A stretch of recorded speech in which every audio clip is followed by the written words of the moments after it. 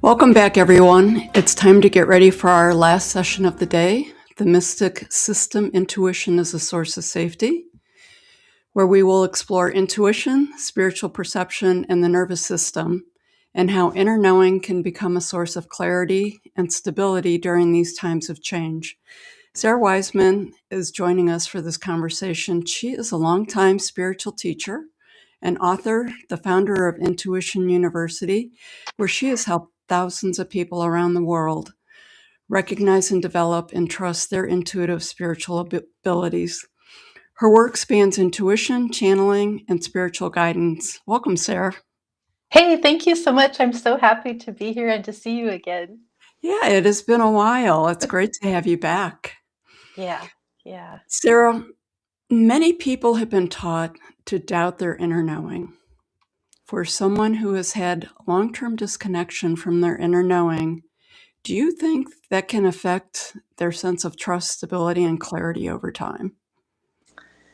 Yeah, I think that society sort of teaches us that inner knowing is not what we should follow. And in fact, society is completely wrong, and inner knowing is like the only thing we should follow. So it can really play havoc on everything in a person's life to sort of tune that part out.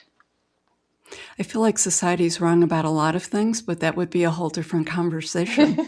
Yeah, yeah, yeah. What might it look like when someone begins to rebuild that trust and inner knowing after years of disconnection? Do you think that people can get it back? Oh, yeah, I think it's innate to us. So it's almost like it's always on. We just sometimes choose to turn it off because of what we're told.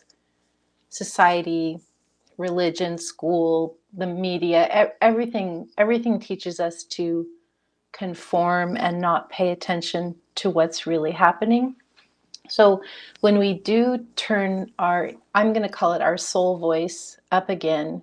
I like that. Yeah, a lot of things I mean, our whole lives can change because suddenly we're actually in the stream of how things really are instead of this stream of projections and what society is telling us. So it can be a radical shift in everything in a person's life when they open up to that. Well, there seems to be a lot of focus, I would say, on the soul voice, the intuition these days. So I think that there's either more of a hypersensitivity to it or people are developing more of an awareness.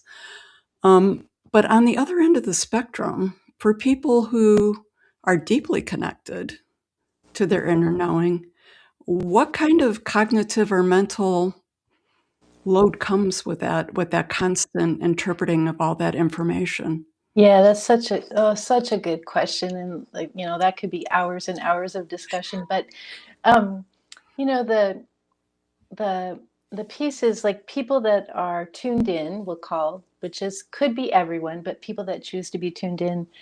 Then you've got all the information coming in from all different aspects, not just the brain or not just the thoughts.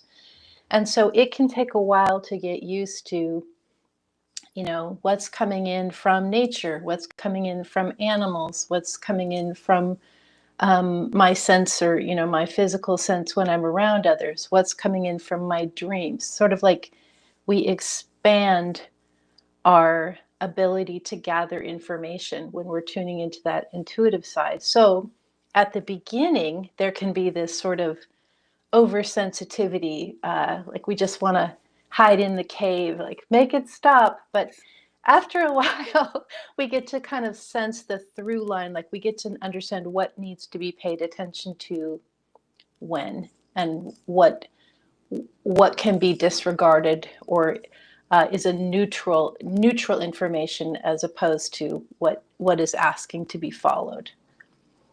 Okay, so it's really sort of a process, trial and error maybe, to help it be more sustainable rather than something that ends up being really draining. Yeah, and it's a process of getting kind of accepting the fact that the world tells us we can only know what comes in through, say, our thoughts, What comes in through our phones or the news stream, that's all we should pay attention to. And when we look at the broader information, when we start to trust that that is just as valid, if not much more valid than what we're being told, it's almost like we're shifting from one tiny little stream of thought to this whole expanded awareness of everything all the time. Yeah, we just get used to it. We just understand that that's how things really are, and there's a lot of relaxation in understanding what is, as opposed to the falseness of what we're told. Okay, so that's interesting. So I'm curious because as I was thinking about it, so with the heightened intuitive, the psychic abilities, does that place a unique demand on the nervous system? Yeah, well, again, that first sense of maybe particularly being overloaded until you sort of begin to navigate how to choose what parts of the information you want to follow.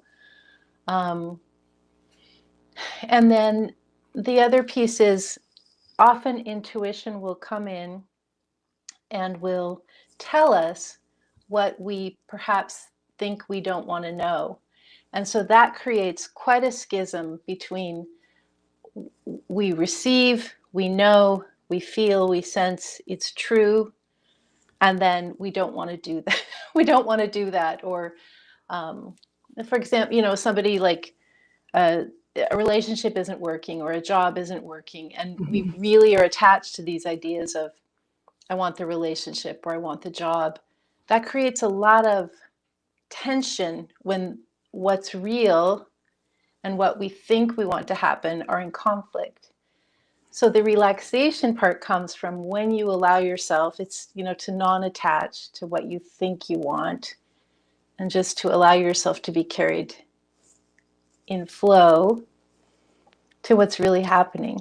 And the minute you kind of can crack that code, not simple, but over time we can mature into that, everything just completely relaxes. We don't have to worry. We're always being guided, which is kind of remarkable.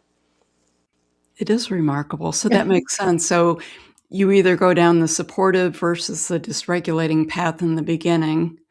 And as you start to figure it out more, because all that information coming in has more of a clarity and truth to it versus the TV. Yeah. So even though it may not be what we want to do, because I feel like we've all been in that place where the clarity's there for us and we resist it. And, sometimes we just don't make it so easy. Yeah. I think people have lots of reasons for, like, sometimes I'll use intuition, I'll use the term like direct knowing. We have lots of reasons for resisting that kind of direct knowing. And like, say it's a job, you should quit a certain job. It's so you're dreaming about it every night. Every sign and synchronicity is coming in. It's so clear, and yet you're like, but I need the money, or I'm 1 year from retire. Whatever your thing is that your mind is telling you, and yet it may be that the bigger forces at play are saying, no, it's just time now. It's just time now, and so that tension of being in conflict with what is the direct knowing, and then eventually the relaxation when we follow where the universe is trying to take us is pretty interesting. I do think there's another point, especially at the almost like the beginning of the journey. Like, a lot of times people will wake up, have a psychic or spiritual awakening, and have this onslaught of information start to come in, and there is some tension or confusion at that stage when it's like you've just opened up so much, all this information is coming in that you've never dealt with before, and there is some time to sort of learn how to navigate that. That can be not very relaxing, but once you've sort of understood how to get there, things get much easier. but I would say that the main piece of it's not that being intuitive or having direct knowing is particularly relaxing in itself. It's that it provides the information on where to take the next step in your path. And that's what's relaxing.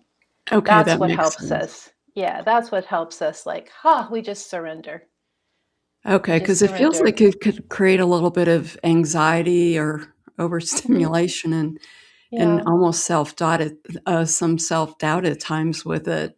But that makes sense when you say that it gives you that peace, and then yeah. that's And when. there's the tremendous amount of misinformation on intuition and the entire metaphysical reality is just, that also creates a lot of stress when we're following down these rabbit holes of all these things that aren't even real or that are super commercialized. And it's really, you have to have your personal meditation or your personal stillness.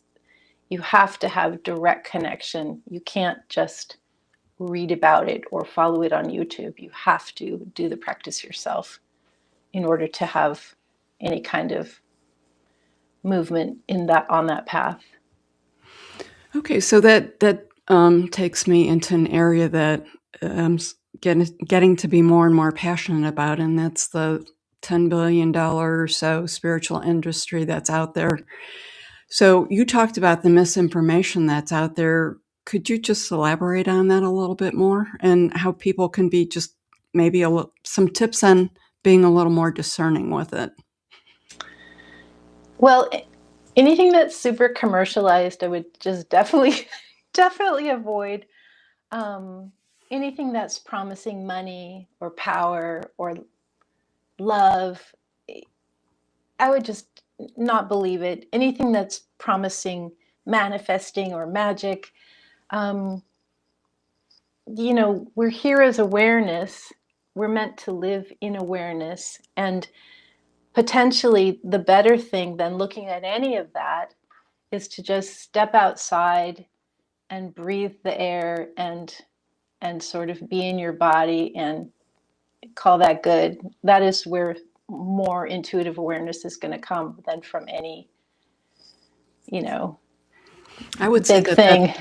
that's been an overarching message that's come out with the summit over the last Yeah. 2 days, and I expect that to be a thread that continues through tomorrow for sure. So that's Yeah. fascinating that you have gone right down that same path, and obviously that doesn't cost any money. Yeah. It's just something that's available to anyone, and anyone can do if they make the choice. I think that, you know, we've talked a lot, especially today, that it's simple. And I think because it's so simple, people think this can't possibly be the right answer because we've come from these Western cultures where everything takes work and you have to work hard and you have to pay money and it has to have some kind of value to it, that the true answer is getting overlooked.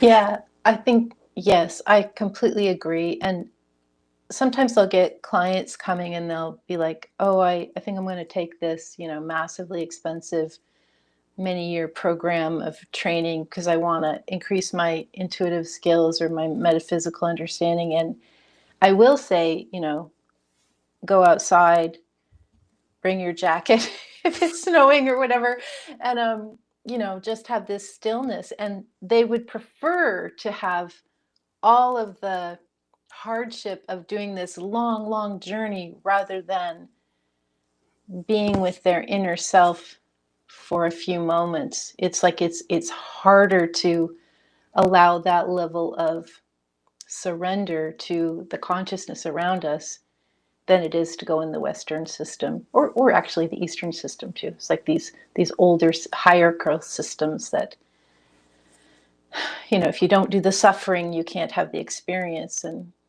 Yes. there's no suffering is involved or no suffering is needed with this direct knowing. Yeah, I mean that I would agree with that. When I was in Tibet, there was some type of holiday where people were crawling on the streets and really bringing on a lot of pain to themselves, as as part of their offering to evolve. So that's important that it's not just the Western culture. I would agree with that for sure. Yeah. So is there a way to tell that with intuition, can you tell if intuition is getting filtered through fear, past experience, or projection?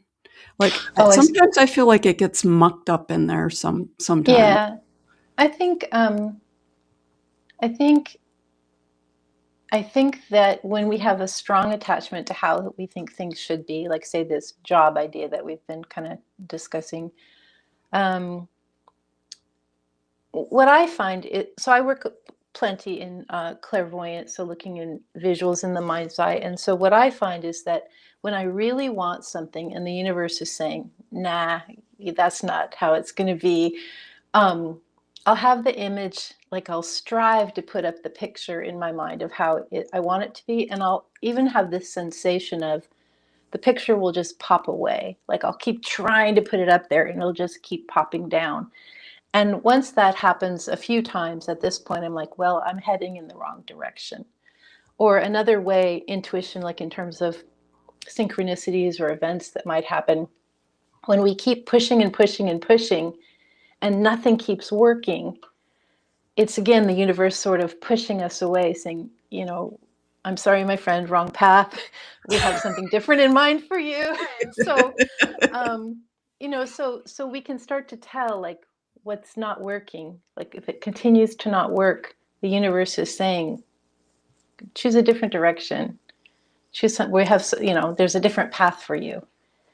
And paying attention to where like I use that word, the flow is happening, where there's no resistance, where it's very easy.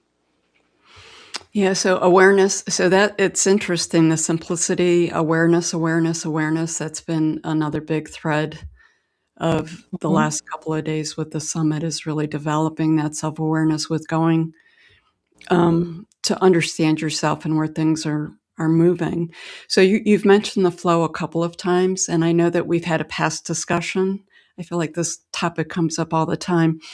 With manifestation is sort of like gone by the wayside. It's old technology. And you had talked about the flow. And since I have you here today, because I've been pondering this a little bit, more recently, I was reading something of yours, and you were talking about the manifestation and the flow process. And the problem is we're all manifesting, so to speak, but it's all conflicting, right? So there's all these Mhm. individual conflicting manifestations. How does that work? And it's time as we're coming together and, we're evolving more, that we really start focusing on manifesting and getting into a flow as a one. Mhm. Mhm. And Yeah. that just so resonated. I'm like, yes, this is it. This makes sense. Can you just elaborate on that a little bit more? Yeah. Yeah. I love that word, old technology. So I think we used to say, I will manifest, I will create, or we used to say, I co create with the universe. And that used to be as if it's us and this being, this Santa like being, the universe that was going to, give us our wishes. But what we have to realize is that I co create with the universe. It means I co create with collective soul. And that means, just as you said, everybody has their desire, their attachment. And so as we evolve, hopefully our attachments drop away. Um, we are co-creating at a higher level as a collective, and this is how we're moving forward. Um, yeah, old way of manifesting can work, but it's not going to bring you. It's going to bring you what your mind wants. It's not going to bring you what's really going to take you further. It's better to follow as you're being led. That's such a good differentiation, that it does bring what the mind wants, but it's missing out the whole heart and the flow, which is the whole point of all of this. Yeah, yeah, yeah. Yeah. And the last piece for me that I wanted to mention is intuition. It's not just with other humans, it's with nature, it's with animals, it's with plants, it's with inanimate things, it's with everything. And so this awareness is not just human to human. That's just a tiny piece of what we're connected to. So I'd like to expand on that a little bit because I think that there is that awareness is sort of seeping out to the mainstream a little bit. And I have a really good friend who's super connected with nature, and nature really speaks to her in literally conversations. And I remember Mm-hmm. someone was telling me, like, if you really had a question that was on your mind that, you were, I hate the word struggle, but that's what's coming to top of mind right now. But it was on your mind and you're trying to figure it all out. That, go out, take a walk, get into nature, and just put your hand on the tree and Mm-hmm. ask the tree the question, and the Mm-hmm. tree will give you the answer. Mm-hmm. So when she's out there, her level of communication and what she's receiving back, that back and forth is so much different than my experience with it. Can you just talk a little bit more Yeah. about that? Yeah. And I mean, for some people, the tree might answer in a voice, potentially. But for most people, when we touch the tree, we are immediately sent into this. It's almost like we match the vibrational essence of the tree. We're sent into the deep relaxation of the tree. And whenever we deeply relax, and I don't mean we're in trance state, we're just like we're fully present, then everything becomes clear. So it's not necessarily that the tree is talking to your friend, although that might be, but it's the tree gives us the breath or the pause of awareness that lets the clarity just come instantly. Yeah. So, and I wouldn't necessarily expect the tree, like sometimes you'll go to a tree and ask, and you can hear the shimmer of the wind suddenly, and it's like, oh, it's so exciting. But sometimes it's just that relaxation awareness comes through and the clarity that we've always known, but that our mind has been distracting us from, just suddenly has a chance to come through. Okay, that makes sense. That makes sense to me. I think that, with the animals and stuff, that's sort of a give it, Mm-hmm. Mm-hmm. Mm-hmm. but when you start getting into, like, I've got a big thing with rocks and big rocks and Mm-hmm. boulders, and they Mm-hmm. give off a lot of energy. They pull me to them, and, they help me. Well, So see, and that's, yeah, I think it's so different because I would say I'm very plant oriented. And for me, crystals and rocks, I'm not going to say meh, that's not true, but I just don't feel the same. right. So each person is structured a little bit differently as to what they're going to resonate with. And that's no problem. That's perfect that we can all sort of choose what is, it's all available to us, all of awareness. So it's just recognizing it. Yeah, your particular style almost. That makes sense. Um, Lots going on in the world Mm-hmm. and a lot going on individually in people's lives. So when we get into the intuition conversation, is it possible for people to get so sucked into that their intuition really sort of dials down or can get turned off when they're experiencing a lot of change and stress? Yeah, like at the time of this recording, we're just a couple weeks away from a really big uh, astrological timing on February 17th, like this major. And so I've been reading a bit about that and thinking about it, and I kind of have the choice to really get my mind. I mean, some of this is choice. Where are we going to go with our mind?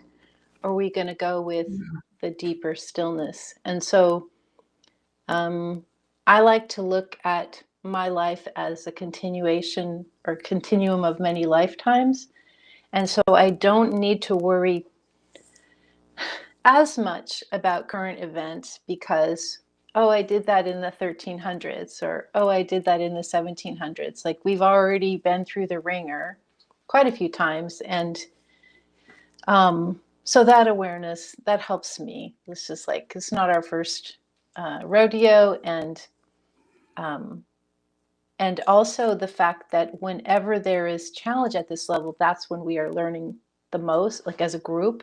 And so we are learning, we are accelerated learning right now, even though it seems like accelerated suffering. It's, When yeah. when you said that, I thought, well, it feels like we're like stepping into the capstone course is right around the corner. Mm-hmm. That Yeah, well, I actually think we've kind of been in it, actually. That's kind of, mm, I've actually think the last 10 years we've been in it. We just okay. didn't know we signed up for it. Like, how did I sign up for that course? What was I thinking? Why did I take that on? Yeah. Yes, I've had that "what was I thinking," Yeah. thought and comments a couple of times. Yeah. Yeah. So, with your unique abilities, I have some curiosities, so I'm gonna ask you. I know that you work with a lot of different forms of guidance over time, including the archangelic energies, and more recently, you've been working with some off-planet intelligences, which I think sort of surprised you that they showed up, I'm not really sure. But do you notice a difference in your body and how your body systems and how you respond with these different energies and Hmm. energetics when you're working with them? Huh. Oh, that's fascinating. I don't, I am not like, I don't think this is good or bad. I'm not particularly somatic, really. I'm much more clairvoyant and clairaudient. That's my my receiving is more like the upper chakras versus a lot of people are super somatic, which is amazing. So I think when I'm in a channeling state, I'm so focused on getting the language through because that's a challenge. It's a challenge to have another being not exactly talking, but like it's a challenge to hear it and put it into language that is not just heard, but it also comes through your fingers. And so I'm kind of just like, please let me be able to do this. Like it's just, it's almost just like, I don't know, like playing the piano really intensely. It's just like, I'm just really paying attention to that process. I don't even know what my body feels like in those times, I would guess. I just, when I think about it, I was wondering that, and I thought it just seems like it would affect your nervous system somehow because Hmm. their energies have to be so different. Well, I do notice as on my podcast lately, I've been teaching some of the channel writing, and I do notice when I read it out aloud, um, I feel remarkably relaxed. It's like, oh, I just got sustained. Like when I read it out loud, one, I can't even believe that I channeled it. That's a surprise to me. And then as I read it, a deeper meaning comes through and I feel amazing. Like it's just a delight. And um, I feel so good and whole. I feel so whole when I read that aloud.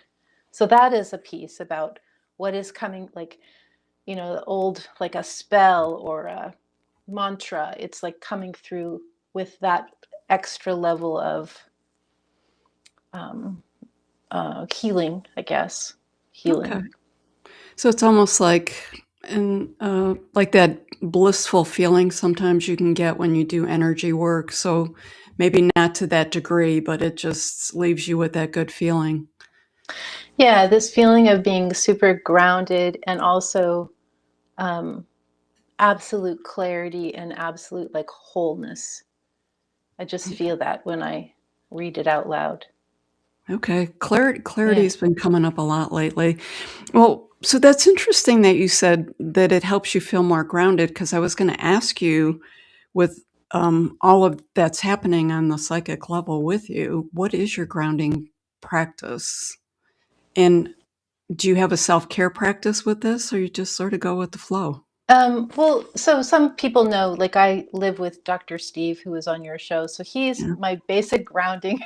He's a very grounded person. So that stability of personality is nice. But my grounding is really probably going for walks in nature. That is the physical thing that I do most days. Um, and then my other grounding is meditation. So I just try and I just try and live a life that is pretty simple. It's not very social, it's pretty isolated. And I try very hard to stay out of drama or, the various many issues that, consternation, drama, agitation. I just kind of try and opt out from all of that if I can. But I would say that the physical piece is going for these long walks in nature and going to bed really early. Just like that's what I just like to go to bed early and get up early, and so I'm kind of like in a very quiet life. Most people would say it's very boring, but I think it's interesting. No, yeah, So, no, I can actually relate to it. I feel like the more we're evolving, the more alone. So mhm, alone is not the right word because alone has a negative connotation for us. The more we like to be with ourselves, like mhm. less stimulation, that outer stimulation, and being out by our alone by ourselves really does seem to make a difference. And the more I'm talking to people and I'm watching them evolve and excel on their path, the more they're telling me that a lot of different things in their life are shifting, where they're spending more time alone. They're, Mhm. removing different stimuli from their life. So that actually makes sense to me. Yeah, and even if it's, say, family or friends or social, like if it's not answering, like if you're really working on your inner self and say a friend group, um, I don't know, they're still going out to the bars, partying, and so those those interactions again are not going to be resonating. And so you won't take as much joy, or you might find it difficult to even be around people that aren't on the path. And as you know, like there's fewer people on the path at this point than there are kind of in the more mainstream. It's not a fault, it's just kind of, and so there are maybe fewer sensitives that you're going to run in on a day to day, and it doesn't make sense to be in the mainstream because there's no answer there for me anyway. And so you just want to be with the universe. You just want to be with your soul self as part of consciousness, and the rest seems to not be important. Okay. So one of the things I think that you're involved in that you really don't talk much about, or I don't know that I've really heard you talk about, to be honest. So you have sent out a free meditative music set, I think a month or so ago. That was very beautiful, and I love it. But so you're involved in music, and actually, Mm, I know that you hmm sing, and you've won some awards for your music. What role does music play in this, and how do they interconnect with all these other abilities that you have? Well, music is really powerful. And so I sing mostly, and I haven't sung for quite some time. And when I think about, I am going to sing pretty soon on a recording actually, and I'm kind of gearing myself up for that. Um, it's not really for the voice, which is pretty easy. It's for, so this is so interesting. It's what happens somatically in the body because it just blows me away. And I'm like, well, that's going to be something to get through, um, to have all that opening as the voice comes through. Um, I used to do a lot of ecstatic dance, and it was similar that through the body, this complete expression, but it's not as personal as singing for some reason. The singing brings something different through. So I find it actually kind of challenging to allow myself to go into that space of uh, letting that somatically come through. And now I'm getting really nervous. No, no, I'm not. I'm just like, oh yeah, that's gonna happen. So like I'll deal with it when it happens. But realizing it's a physical somatic process. Singing, Okay. dancing. Yeah. Well, I appreciate you Yeah. being open and sharing about it. Yeah. Yeah. I think that's probably why I don't do it all the time, because it is a lot. Uh, yeah. So Yeah. I'm going to Or ask. it's also, oh, sorry. No, I No, mean, no, that's no. Go also ahead. why, Finish. No, you yeah, finish your thought. I'm that's not going to let also, you off the hook with it. You finish your thought. that's also why I don't, I can do hands healing, I can do energy healing, but I find it so intense. Mm. I don't really, uh, that's not my usual practice. I just find the intensity is hard to manage, because so much comes through. And that might change later, but for now, that's where I'm at. Okay. I actually can see that because when the energy gets flowing, and if you're that open, I could see where it could get intense. Just with, I know with what my personal experience is when I'm doing energy healing, I was like, wow, if you take that and you multiply it, that could get pretty intense. Yeah. Yeah. Yeah. So, Sarah, as we're looking to wind up a little bit here, I do have a question that is interesting. Looking back over your years of teaching and experience, because you have made a difference in so many lives for such a long time, how has your relationship with the intuition changed in terms of like the ease and trust and steadiness? Yeah. Thank you. At the beginning, I was really interested in psychic gifts and learning how to use all those. That was I wanted to be psychic. Like I wanted to be a psychic. I wanted to do readings. And now, and it's been over, I think it's been over 20 years now. I don't even know, but um, now I'm really interested in spiritual understanding. And they used to give me this phrase, uh, the psychic path leads to spiritual understanding, the spiritual path leads to psychic opening. And that was kind of one of those early phrases that I got. And I understand that more even now. Like right now, I'm much more on the spiritual awareness versus the psychic stuff are just tools for me to get to Okay. more awareness, is kind of where I'm at now. Okay, that makes sense. Any little tidbits that you'd like to leave for people who are working on their Um, intuition? yeah, I think really just trusting that it's innate. Like you don't have to, all you have to do is open to it, and kind of, also the universe is a very friendly, um, you can almost treat the universe like a friendly friend that's showing you how. You can say to the universe, hey, show me what to do, and you will be met. Like you can trust that that's a good partner to practice with as you're practicing your opening. Great. I think that that's a perfect way to end on. The other piece to it is you just have to accept that you might not hear something that you want, but you have to Yeah. trust that it's really what you do want. Yeah, it's what your soul is really craving and knowing. Yeah. Yeah, absolutely. Okay. Yeah. Sarah, thank you for sharing your experience so generously today. To learn more about Sarah and her work, you can go to her website, sarawiseman.com. So good to reconnect again. Oh yeah, you too. Thanks so much.